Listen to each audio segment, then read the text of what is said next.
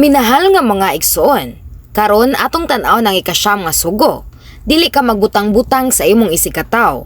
Daghan ang nagpasigarbo sa ilang kaugalingon nga dili sila mamakak, apan ang tinuod kay kadaghan kanato nagapil-apil sa mga pagpangningla sa dinagko o ginagmay. Sama sa pino nga abog og buling nga lisod makita sa ngit-ngit kay mahimong makita sa hayag. Daghan ang naghimo og bakak atubangan sa Dios nga mao ang kamatuoran. Gidasig ko ikaw sa pagsusi kung aduna kabay mga bakak pinaagi sa pulong. Hinaot nga mailhan kamo nga mga anak sa kahayag, gawas nun sa bisan unsang kabakakan diha sa presensya sa Dios. Una, ang pagbutang-butang nagpasabot sa pagsulti sa usa ka butang nga dili tinuod. Pag-angkon nga gibuhat ang usa ka butang apan walay di ay nahitabo og vice versa. Seryoso kini labi na sa korte, di na mga pulong sa saksi direktang makapikto sa hukom. Ang usa ka bakakon nga saksi mahimong hinungdan sa usa ka inosente nga tawo nga mag-anto sa usa ka dako nga kapildihan o bisan sa peligro sa ilang kinabuhi. Gipasiugda sa Dios nga ang saksi ug kadtong naghimog mga paghukom kinahanglang magbinantayon.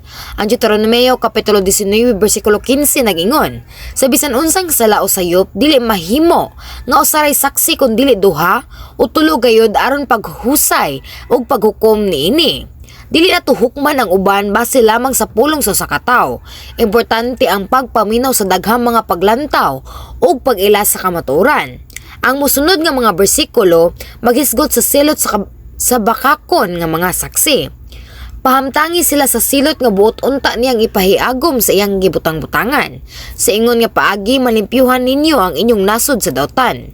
Ang mga bersikulo nagdiktar nga mga bakakon nga mga saksi kinahanglan mag-anto sa ilang gisulayan nga ipahamtang sa uban pinaagi sa bakak nga pagsaksi.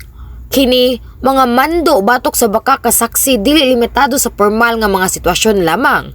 Isip mga anak sa balaang Dios, kinahanglan usab natong wag tangon bisan ang gagmay nga mga bakak sa atong adlaw-adlaw nga kinabuhi. Bisan ang ginagmay nga mga kabakakan kay mga bakak gihapon. Bisan kung dili kini hinungdan sa grabe nga kadaot. Usahay ang pagpabiling hilom sa mga sitwasyon diin ang kamatuoran kinahanglang isulti. Mahimong usa ka matang sa kabakakan, bisan kung dili ka direktang namakak. Pananglitan kung adunay usa nga sayop nga giakusahan tungod sa imong kasaypanan. Kung dili ka musulti tungod sa kahadlok, dili ka mapasigarbuhon nga makaingon dili ako bakakon. Usab, ingnon ta nga nagpalit ka og usa ka butang ug ang clerk na sayop og gihatagan ka og sobra nga sukli. Kung gidawat nimo kini tungod sa kakog, dili usab kini matinud-anon. Gusto sa Dios nga dili kita mamakak. Gusto niya nga ngatong kasing-kasing matinud-anon ug ang tanan natong pulong og lihok sincero. Gitawag sa mga tawo ang pipila ka mga bakak nga white lies. Usahay, sila mamakak dili sa daotang tuyo nga makadaot sa uban kun dili tungod sa pagatiman sa uban. Pananglitan, sa diha nga dunay mangutana kanila sa panahon sa pagpangaon, nikaon na ka? Mahimong maingon sila oo. Gihimo nila kini aron dili siya mabalaka. Ang Biblia sagad nag-illustrate sa susamang mga kahimtang. Pananglitan, sa dihang si Saul nagtinguha sa dili makatarunganong pagpatay kang David, ang mga tao sa iyang palibot sagad naglimbong kang Saul aron panalipdan si David. Sa unang Samuel kapitulo 20 si Jonathan ang anak ni Saul mitago kang David sa umahan apan wala misulti kang Saul diha sa tinuod. Hinunua siya miingon nga si David maadto sa pagpakikita sa iyang mga igsoon. Gusto ni Saul nga patyon si David kung makaygayon siya. Ang kinabuhi ni David kay namiligro. Busa si Jonathan dili makasulti sa tinuod diha siyang bahin. Bisan pa dili kini perpekto, gihimo ni Jonathan ang iyang best aron luwason si David sa kining makatagam nga kahimtang. Kung ang usa ka tawo mosulti og white lies nga adunay maayong katuyuan og dili alang sa personal nga kaayuhan, ang Dios dili mo kondenar kanila ingon nga bakakon. Apan kung makabot nato ang mga hingpit nga pagkamaayo, dili gani nato masugatan ang maong mga sitwasyon. Ang Dios nagabuhat alang kanato aron nato mapalihok ang kasing-kasing sa laing tawo bisan pa nga wala magsulti og white lies ug makalikay sa kasamok. Apan ang ubang mga tao na makakalang sa ilang kaugalingong kaayuhan ug nagpakamatarong niini pinaagi sa pag-ingon, gibuhat ko kini tungod sa maayong tuyo. Gibuhat ko kini alang kaniya Apan dili nila malimbungan ang Dios nga nakakita sa kasing-kasing. Gidasig ko kamong tanan sa pag-ugmad sa pagkamatinud-anon ug pagdawat sa kaalam gikan sa kaitasan aron kanunay kamong makasulti sa mayason ug maapuangaron nga paagi. Ikaduha, ang pagdugang ug pagtantang sa mga pulong sa dihang nagsulti mahitungod sa usa ka butang kay usa-usab kapag butang-butang. Kini nagpasabot sa pag-usab sa mga pulong sa laing tao base sa imong kaugalingong mga hunahuna o pagbati ug paghatod sa usa ka lahi nga mensahe. Kung ang mga pulong kay negatibo o nga gituis o ginundan sa dili pagsinabtanay, kini usa ka problema. Bisan kung ang eksakto nga mga pulong ang gisulti, ang ilang mga kahulugan mahimong mausab pinaagi sa tuno o paghatag sa gibugaton pananglitan. Ang pulong nga nganong gibuhat nimo kana, mahimong isulti nga adunay kabalaka o sa usa ka masuk-anon nga tuno o ang mensahe kay gihatod sa lahi nga paagi.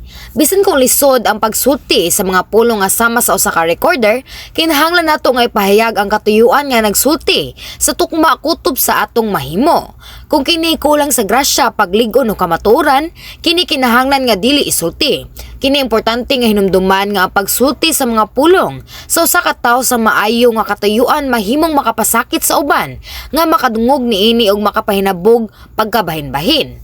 Ang Mateo Kapitulo 12, versikulo 36 hangtod sa 37 nag-ingon, sultihan ko kamo, nga sa adlaw sa paghukom ang matag usa ka tawo muhatag unya, ug husay sa matag walay pulos nga pulong nga iyang gisulti. Kaya ang inyong mga pulong mauusab unya ang gamiton sa paghukom kaninyo, aron maila kung kamusad-an ba o dili. Nanginaot ko nga kanunay kang mosulti ug mabination ug mahiyason nga mga pulong ug makit-an nga matarong imbis nga mosulti ug makadaot, makapabahin-bahin ug makasakit nga mga pulong. Ikatulo, ang pagsulti ug paghukom ug pagsaway sa mga pulong batok sa uban nga wala mahibalo sa ilang kasing-kasing nagpasabot usab og bakak nga pagsaksi.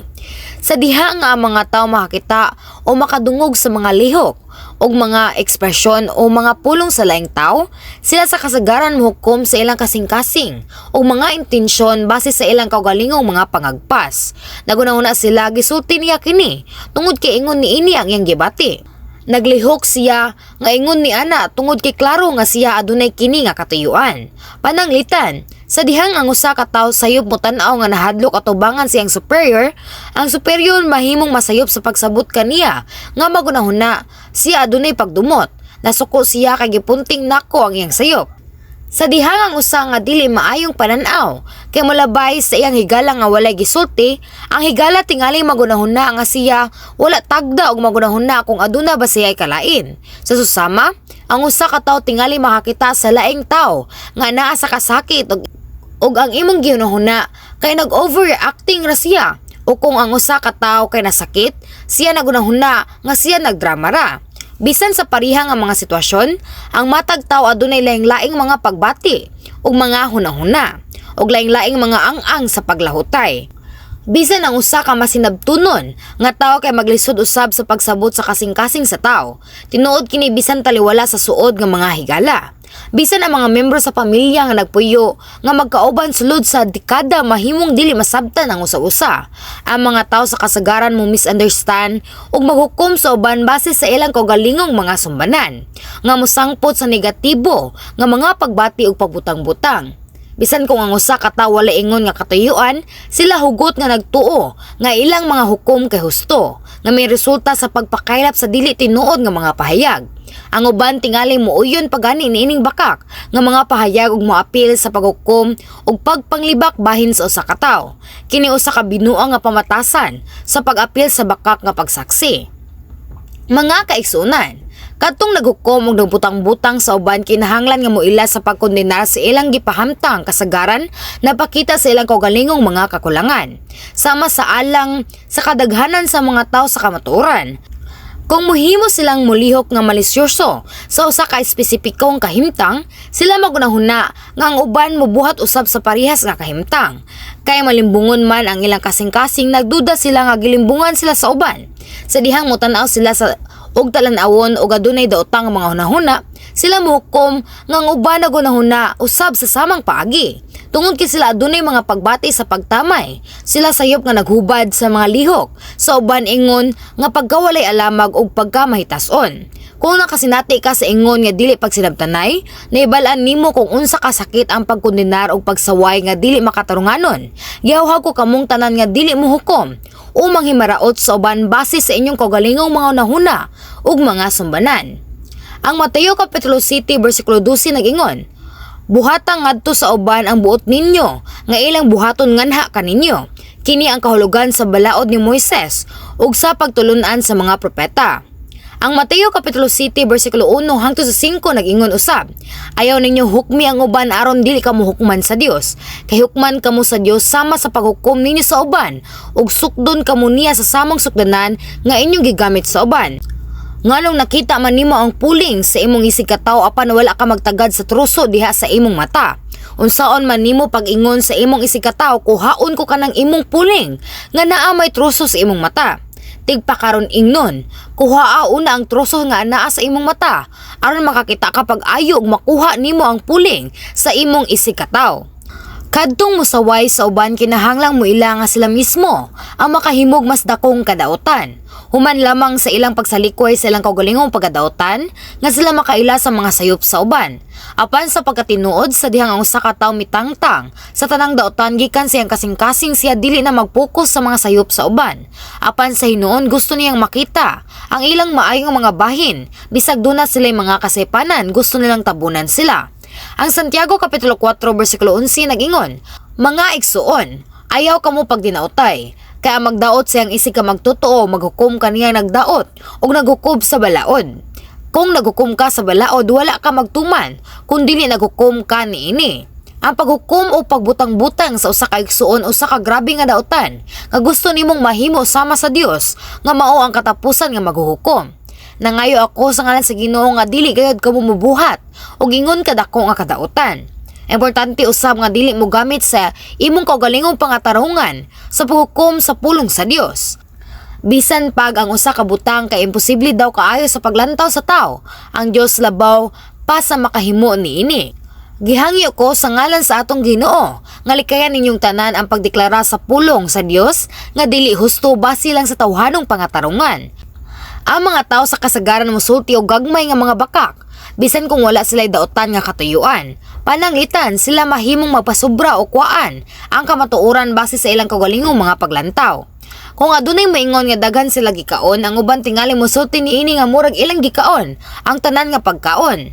Kung adunay magisgot nga gamay ra ang nabilin, mahimog kuhaon kini nga wala nay nabilin. Usahay sa dihang ang pipila ka mga tawo pahayag sa samang opinyon, ang uban mahimong motaho niini nga murag miuyon ang tanan. Dugang pa, sa dihang magpahayag og mga pulong sa laing tao, ang mga tao mahimong magtuis pag-ayo sa mensahe sumala sa ilang kaugalingong mga hunahuna. Pananglitan, samtang nangaon uban sa pipila ka tao ang magbalantay kas amingon nga ang pagkaon sa lamisa kay gamay ra. Wala niya gipasabot ang gidaghanon sa mga side dishes kundili ang gidaghanon sa pagkaon sa matag putahe. Sa kadaghanan sa mga tao nga dungan nga nangaon ni adtong panahona, mas maayo unta nga ang matag side dishes ug adunay mas daghang kantidad. Apan sa pagkadungog niini, adunay laing mga tao nga nagtaho nga ang magbalantay miingon nga walay karne sa lamisa. Ang mga pulong nga ang pagkaon sa lamisa kay gamay ra, gihubad nga walay karne. Busa samtang ang tao nagpahayag og sayop nga mensahe, wala siya makaamgo niini. Kini kay murag walay hinungdan. Dili kini tuynuyo nga pagpamakak nga adunay daotan nga katuyuan nga makadaot sa uban. Dili usab kini mapintas nga paghukom sa usa ka tawo. Bisan pa kung makita nimo ang imong kaugalingon nga adunay ingon nga pagkamalimbungon o pagdugang o pagtantang sa mga pulong, kinahanglan nimong mahibal-an nga ang usa ka labi kasukaranan nga hinungdan. Ang usa ka tawo kansang kasing-kasing na puno sa kamatuoran dili mo pasubra o kuwaan ang usa ka kamatuoran. Bisan kung adunay gusto nga makadungog og daghan pa ug wala siya daghang isulti, gipaambit lang niya ang iyang nahibalan. Dili niya idugang ang iyang kaugalingong mga nahuna o mga pagbati sa istorya ug makigsulti sa nga daw kini mao ang tinuod. Kinahanglan nimong dawaton ang kamatuoran ug ihatod kini sa tukma.